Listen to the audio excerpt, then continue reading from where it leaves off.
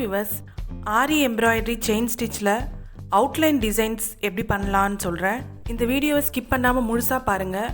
Thread ஒர்க்கோ இல்லை ஜரி ஒர்க்கோ நீங்கள் எது பண்ணாலும் அதை 100% நீட் ஃபினிஷிங்கோடு பண்ணுறதுக்கான டிப்ஸ் இந்த வீடியோவில் சொல்லியிருக்கேன்.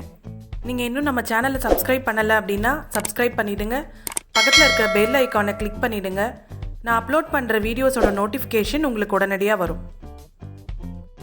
நான் ஒரு மாட்டிஃப் டிசைன் வரைஞ்சிருக்கேன். இந்த டிசைன் மேலே இப்போது ஜரியில் ஸ்டிச் பண்ணி காமிக்கிறேன். இந்த இடத்துல ஸ்டார்ட் பண்ணிவிட்டு செயின் ஸ்டிச் போட்டுகிட்டே வரணும். இப்போது முதல்ல உள்ளே இருக்கிற இந்த லீவ் ஷேப் மேலே அவுட்லைன் போட்டுகிட்டே வரலாம்.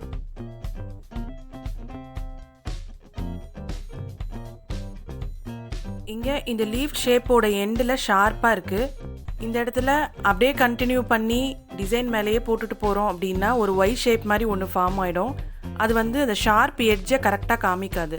அதுக்காக டிசைனை தாண்டி ஒரு ஸ்டிச் எக்ஸ்ட்ரா வச்சுட்டு அதுக்கப்புறமா அப்படியே ரிட்டர்ன் ட்ரா பண்ணியிருக்கிற டிசைன் மேலேயே ஸ்டிச் பண்ணிட்டு போகணும்.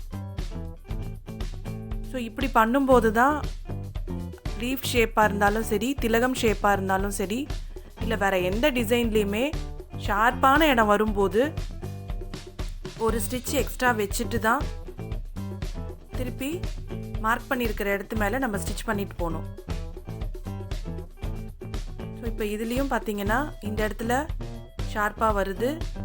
அங்கேயும் டிசைன் போட்டிருக்கிற இடத்த தாண்டி ஒரு எக்ஸ்ட்ரா ஸ்டிச் வச்சுட்டு அப்புறம் மார்க் பண்ணியிருக்கிற டிசைன் மேலே ஸ்டிச் பண்ணிகிட்டே வரணும்.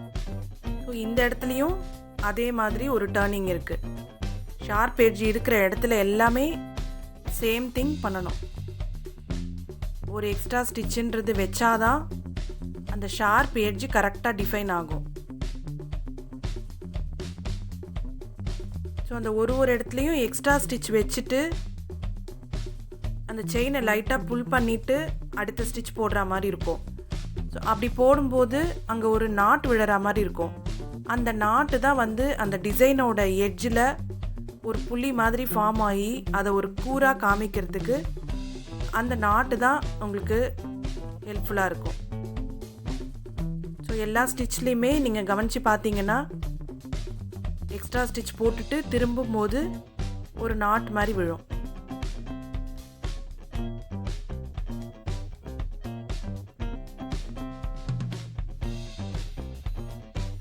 ஒரு இடத்துல கூட மிஸ் பண்ணாமல் எல்லா இடத்துலையும் அந்த எக்ஸ்ட்ரா ஸ்டிச் வச்சுட்டு தைக்கும்போது தான் உங்களுக்கு ஓவராலாக டிசைன் பார்க்குறதுக்கு நீட்டாக இருக்கும்.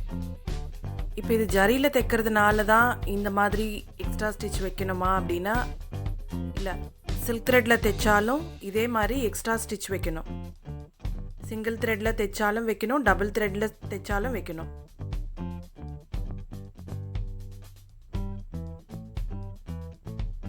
பிகினர்ஸ் ப்ராக்டிஸ் பண்ணும்போது எப்பயுமே ஜரியில் நிறைய ப்ராக்டிஸ் பண்ணுங்கள்.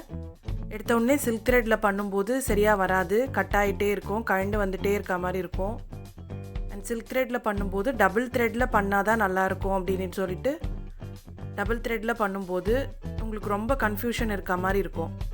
அதனால் மேக்ஸிமம் ப்ராக்டிஸ் பண்ணும்போது ஜரியில் ப்ராக்டிஸ் பண்ணுங்கள். பிகினிங் ஸ்டேஜில் மட்டும் கொஞ்சம் ப்ராக்டிஸ் ஆன அப்புறம் சில்க் த்ரெட்டில் பண்ணலாம். இப்போது கடைசியாக இங்கே நாட் போடணும். நாட் போடுறது எப்படின்னு சொல்லிட்டு கிளியராக தனியாக ஒரு வீடியோ போட்டிருக்கேன். நீங்கள் பிகினராக இருந்தீங்க அப்படின்னா அந்த வீடியோ பார்த்து நல்லா நாட் போட ப்ராக்டிஸ் பண்ணிவிட்டு அப்புறம் டிசைன்ஸ் போட ஆரம்பிக்கலாம். இப்போ ஒரு மாட்டிஃப் கம்ப்ளீட் பண்ணிட்டோம். நெக்ஸ்ட் ஒரு லீஃப் போட்டு ஒரு கொடி மாதிரி ஒன்று ட்ரா பண்ணியிருக்கேன். இதில் நான் உங்களுக்கு இப்போது இந்த பெனில் மார்க் பண்ணுறேன். எங்கெல்லாம் எக்ஸ்ட்ரா ஸ்டிச் வைக்கணும் அப்படின்றத நான் மார்க் பண்ணுறேன். இந்த மார்க் பண்ணி பண்ணுறது பிகினர்ஸ் மட்டும்தான் பண்ணோம். கொஞ்சம் ப்ராக்டிஸ் ஆனதுக்கப்புறமா மார்க் பண்ணிலாம் பண்ண முடியாது. ஏன்னா நிறைய ஃப்ளவர்ஸ் இருக்கும், நிறைய பெட்டல்ஸ் இருக்கும், லீவ்ஸ் இருக்கும். அது எல்லாத்துக்குமே நம்ம இந்த மாதிரி மார்க் பண்ணிவிட்டு ஸ்டிச் பண்ண முடியாது. இது உங்களுக்கு எக்ஸ்பிளைன் பண்ணுறதுக்காக தான் நான் டாட் வச்சு காமிச்சிருக்கேன். இப்போ ஸ்டிச் பண்ண ஆரம்பிச்சிட்டேன். இப்போது இந்த கொடியில் நிறைய லீஃப் இருக்குது. இது கண்டினியூஸாக ஸ்டிச் பண்ணி முடிக்க போகிறேன். கடைசி வரைக்கும் நடுவில் நாட்டே இல்லாமல் கடைசி வரைக்கும் எப்படி ஸ்டிச் பண்ணி முடிக்கிறேன்னு பாருங்கள். அந்த ஒரு லீஃபோட எண்டில் எப்படி எக்ஸ்ட்ரா ஸ்டிச் போடுறேன் அப்படின்னு கவனித்து பாருங்கள். நம்ம ட்ரா பண்ணியிருக்கிற டிசைனை தாண்டியும் ஸ்டிச் போகக்கூடாது, அது மேலேயே ஸ்டிச் வரணும். அந்த ஷேப் பர்ஃபெக்டாக வரணும்.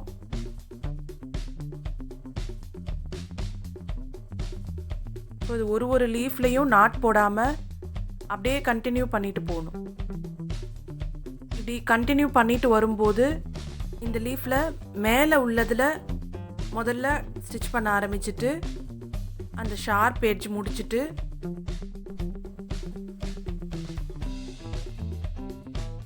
இப்போது இன்னொரு சைடு கீழே உள்ள சைடு ஸ்டிச் பண்ணிட்டு வரேன்.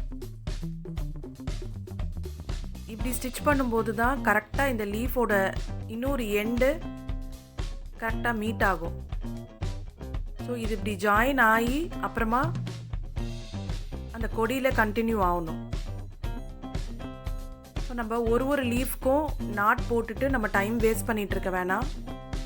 அதுக்காக தான் இந்த மாதிரி கண்டினியூஸாக எப்படி தைக்கிறது அப்படின்னு நான் காமிக்கிறேன்.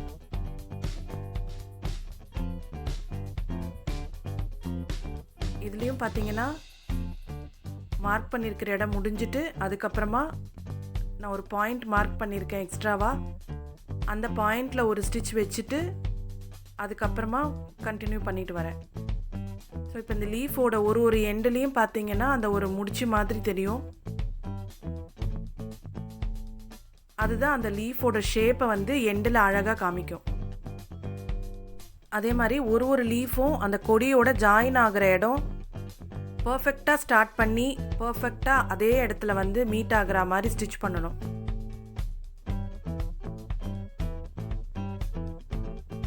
அந்த இடம் கொஞ்சம் மாறி தைச்சிட்டோம் அப்படின்னா கூட உங்களுக்கு பார்க்குறதுக்கே ஆக்வர்டாக இருக்கும். ஒரு பர்ஃபெக்ட் டிசைனாகவே இருக்காது. அது ஒரு இலையோட ஷேப்பே வந்து உங்களுக்கு கரெக்டாக இல்லாத மாதிரி இருக்கும். இன்னொரு முக்கியமான பாயிண்ட் பார்த்தீங்கன்னா, நீங்கள் என்ன டிசைன் ஸ்டிச் பண்ணாலும் சரி, ஸ்டிச் வந்து மேக்ஸிமம் எவ்வளோ கிட்ட போட முடியுமோ அவ்வளோ கிட்ட போட்டோம் அப்படின்னா தான் டிசைன் பார்க்குறதுக்கு அழகாக இருக்கும். அதோட ஷேப் நம்ம என்ன வரைஞ்சிருக்கோமோ அது எக்ஸாக்டாக கிடைக்கும்.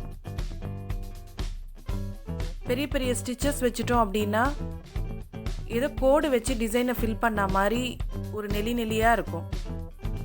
ஸோ உங்களுக்கு அந்த வளைவெல்லாம் வந்து ஸ்மூத்தாக போகணும் அப்படின்னா செயின் ஸ்டிச்சை ரொம்ப கிட்ட வைக்கணும். எந்த டிசைன் போட்டாலும் அந்த டிசைனை அவுட்லைன் வந்து பர்ஃபெக்டாக போட வேண்டியது ரொம்ப அவசியம். ஏன்னா அவுட்லைன் கரெக்டாக இருந்தால் தான் நீங்கள் உள்ளே ஃபில் பண்ணதுக்கு அப்புறம் கூட அந்த ஷேப் அழகாக தெரியும். அவுட்லைன் போடும்போதே மிஸ்டேக் வந்துருச்சு, ஷேப் நல்லா இல்லை அப்படின்னா நீங்கள் ஃபில்லிங் முடிச்சதுக்கு அப்புறம் கூட அது அதே மாதிரி தான் இருக்கும். ஸோ அவுட்லைன் போடும்போதே ஃபினிஷிங் பார்த்து போடணும். தப்பு நடக்க தான் செய்யும். அப்படி நடந்துச்சு அப்படின்னா உடனே பிரிச்சுட்டு அதை சரி பண்ணிக்கணும். ஆரி செயின் ஸ்டிச்சு பிரிக்கிறது ரொம்ப ஈஸி. ஸோ எங்கேயாவது தப்பாக போட்டுட்டோம் அப்படின்னா உடனே கொஞ்சம் தூரம் எங்கே தப்பு இருக்கோ அது வரைக்கும் பிரிச்சுட்டு திருப்பி கண்டினியூ பண்ணலாம். ஸோ இப்போ இது கடைசி லீஃபு. இதை போட்டு முடிச்சதுக்கப்புறம் இப்போது நாட் போடுறோம். ஸோ இப்போ இவ்வளோ கொடி போட்டிருக்கோம். இதில் நிறைய லீஃப் இருக்குது. இருந்தாலும் ஒரே ஒரு நாட்டு தான் இதில் போட்டிருக்கோம்.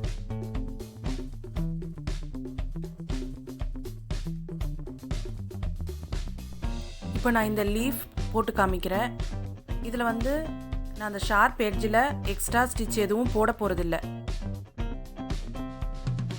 நான் இது எதுக்காக போட்டு காமிக்கிறேன் அப்படின்னா, எக்ஸ்ட்ரா ஸ்டிச் போடாமல் போட்டால் அதோட லுக் எப்படி இருக்கும், எக்ஸ்ட்ரா ஸ்டிச் போட்டுட்டு ஒரு லீஃப் போடும்போது அது எப்படி இருக்கும் அப்படின்ற டிஃப்ரென்ஸ் நீங்கள் பார்க்கணும் அப்படின்றதுக்காக தான் நான் இப்படி ஒரு லீஃப் போடுறேன்.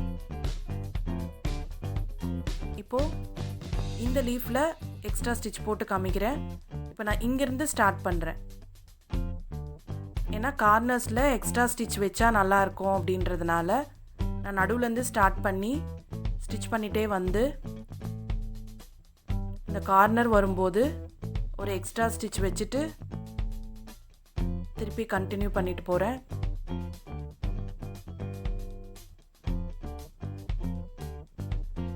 திரும்பவும் இந்த கார்னர் வரும்போது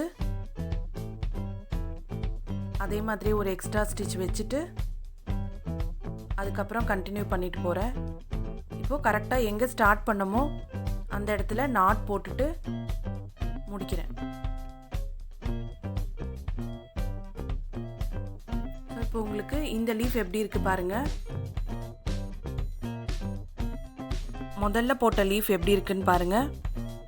ரெண்டையும் கம்பேர் பண்ணி பாருங்கள். ஸோ உங்களுக்கு எது ஃபினிஷிங் நல்லா இருக்குன்னு நீங்களே பார்க்கலாம். இதுதான் சரியான மெத்தட், இது தப்பு. ஸோ இதை புரிய வைக்கிறதுக்காக தான் நான் இந்த மாதிரி போட்டு காமிச்சேன். இப்போ உங்களுக்கு கிளியராக புரிஞ்சிருக்கோன்னு நினைக்கிறேன். ஒரு அவுட்லைன் டிசைன் எப்படி போடலாம், ஒரு லீஃப் ஷேப் எப்படி அவுட்லைன் போடலாம், அண்ட் கண்டினியூஸாக நாட் இல்லாமல் எப்படி ஒரு கொடி ஸ்டிச் பண்ணிட்டு போகலாம், இது எல்லாமே நீங்கள் புரிஞ்சுட்டு இருந்திருப்பீங்க. இந்த வீடியோ உங்களுக்கு பிடிச்சிருந்ததுன்னா லைக் பண்ணுங்கள், ஷேர் பண்ணுங்கள், கமெண்ட் பண்ணுங்கள். தேங்க்யூ.